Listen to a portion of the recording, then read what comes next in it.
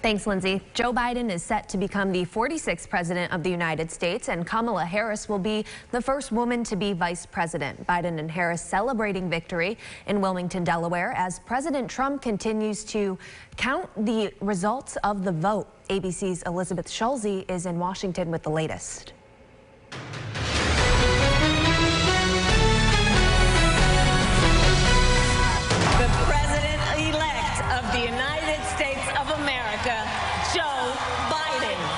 President-elect Joe Biden pledging to heal a divided nation after a bitter and historic election. I'll work as hard for those who didn't vote for me as those who did.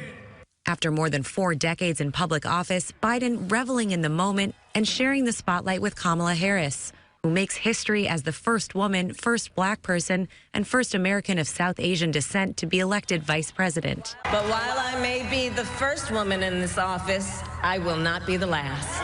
Because every little girl watching tonight sees that this is a country of possibilities.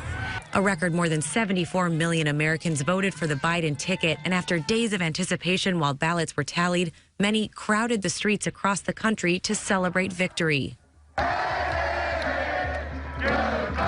President Trump's supporters also gathering, echoing the president's false claims that the election is being stolen.